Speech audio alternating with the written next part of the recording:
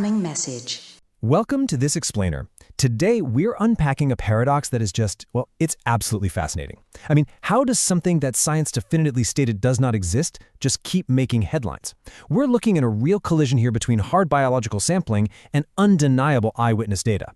For decades, the myth of Loch Ness has completely captivated us, right? But recently, the whole narrative has shifted. So let's find out what is actually happening out on the water and why this modern mystery is literally testing the limits of our scientific knowledge. Okay, so let's rewind to 2019. An international team of scientists descended on Loch Ness with some seriously cutting-edge tech. They did a comprehensive survey sampling the loch's water for environmental DNA, or eDNA.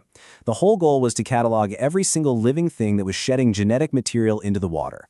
And when they finished this massive sweep, they didn't just say they were doubtful, they confidently declared the case closed, stating, in no uncertain terms, that nothing large lives there.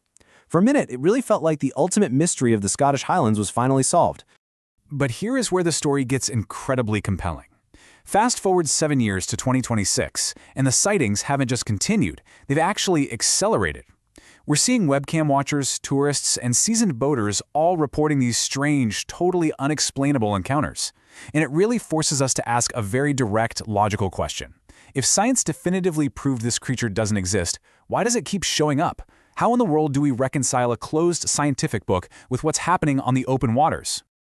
Let's jump right into Section 1, the 2026 sighting surge. The escalation we're seeing this year is completely unprecedented. The momentum kicked off right away in January with a virtual sighting by Eoin O'Fagagan, who, is widely recognized as one of the most credentialed webcam monitors out there. Then, things jumped from the virtual world into the physical. By April, we had 2 direct on-the-water encounters from boats. And by July, the number of reported encounters absolutely shattered all the previous records for that time of year. Now, it's absolutely crucial to understand the quality of the data we're talking about here. We're not talking about a blurry, pixelated image that might just be a floating log or a weird trick of the light. A Class A sighting means multiple, independent witnesses had direct visual contact at close range. These are highly credible, experienced folks, standing on boats, seeing something distinct, massive, and physical moving right in front of them. It's the kind of evidence that demands our attention. And check out the specific characteristics reported by these boaters. These totally defy the usual skeptical explanations. When people try to blame optical illusions, or rogue boat wakes, or a big known fish, those theories just completely fall apart here. Independent witnesses are consistently describing something large, dark, and elongated. But here's the real kicker. It's moving purposefully against the current. Think about it. Boat wakes and floating logs simply don't swim upstream, right? This is active, deliberate, biological movement. Which brings us to Section 2, flaws in the eDNA. So if multiple credible witnesses are seeing something massive, we have to neutrally reevaluate that 2019 eDNA science. The methodology relied heavily on water samples. To grasp why that might be a problem, just look at the sheer massive scale of this loch. We're talking 23 miles long, about a mile wide, and plunging down to an unbelievable 755 feet at its deepest point. Just to put that into perspective for you, that is deep enough to completely submerge a 60-story skyscraper. It's an imposing, vast environment. And that 755-foot depth is absolutely critical. It creates one of the deepest freshwater trenches in the entire British Isles. When you really dig into the 2019 eDNA survey's methodology, this immense depth becomes a glaring, massive blind spot. The idea that scooping a few buckets of water from the fringes of a lake can definitively account for every single organism living inside it, well, it's a pretty huge assumption. Let's actually compare the two.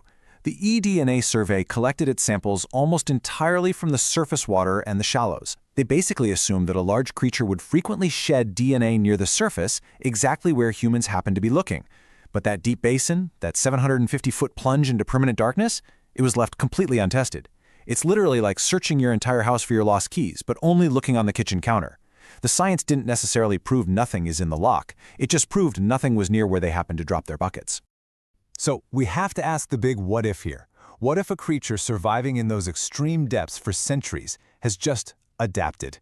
What if its biology is so specialized that it leaves almost no genetic trace in the warmer surface waters? This completely changes how we view those scientific absolutes. If you don't look where the subject actually lives, your survey is fundamentally incomplete, for sure. Let's move on to Section 3, Secrets of the Deep Basin. To understand why that missing depth matters so much to the 2026 surge, we really need to look at how alien this environment is. The sheer volume of water here is staggering. Loch Ness contains more fresh water than all the lakes in England and Wales combined. Just let that sink in for a second. That is an immense aquatic world, easily voluminous enough to hide an entire ecosystem of cold-water marine biology that we barely even understand today. Deep lakes like this feature something called a thermocline. Basically, it's a distinct layer in the water where the temperature drops super rapidly. Below this thermocline in Loch Ness is a massive, freezing habitat wrapped in permanent, pitch-black darkness. It acts almost like a biological ceiling. It's an environment that is perfectly suited for an elusive, deep-water dweller to stay totally hidden from surface-level science. Down there, the rules of the surface just don't apply. And by the way, deep water anomalies in Loch Ness are not unprecedented at all. Check out these findings from 1987's Operation Deep Scan, which was the largest sonar sweep ever conducted there. They found 3 massive, totally unexplained sonar contacts at depth. These targets were moving completely independently of the current and the boats above them, and they were substantially larger than any known fish. And you know what happened? The scientists essentially labeled them interesting, shrugged, and moved on without an explanation. Talk about a missed opportunity. Finally, let's explore Section 4, the low traffic theory. With the eDNA flaws and that deep water sonar evidence in mind, we can actually explain the crazy timing of this 2026 surge. When you look at decades of historical data, this fascinating pattern emerges. There is a direct, inverse correlation between tourist boat noise and surface sightings. High boat traffic with loud engines, sightings retreat. Low boat traffic and quiet waters, sightings reliably increase. It paints a picture of a highly sensitive environment reacting to us. When we map this behavior onto recent events, it suddenly makes perfect sense. Step 1. 2025 saw unusually low boat traffic because of economic factors hitting tourism. Step 2. Whatever lives in that loch adjusted to the new, quiet environment and started surfacing way more frequently. And then Step 3, this increased surface activity just hasn't reset yet. It's spilled right over, causing the dramatic sighting surge we're seeing in 2026. Honestly, it's the exact behavioral pattern you'd expect from a large, intelligent animal. So, what does this all mean? Ultimately, the overwhelming evidence from this year suggests the massive increase in sightings isn't just mass hysteria. It's a powerful reminder about the limits of absolute scientific claims when you're working with incomplete data. When the eDNA survey declared the impossible in 2019, they were using a flawed method that completely ignored the deepest, darkest parts of the loch. So I'll leave you with this to chew on. Did science actually prove nothing is in Loch Ness, or did it just prove that nature is far better at hiding than we are at looking?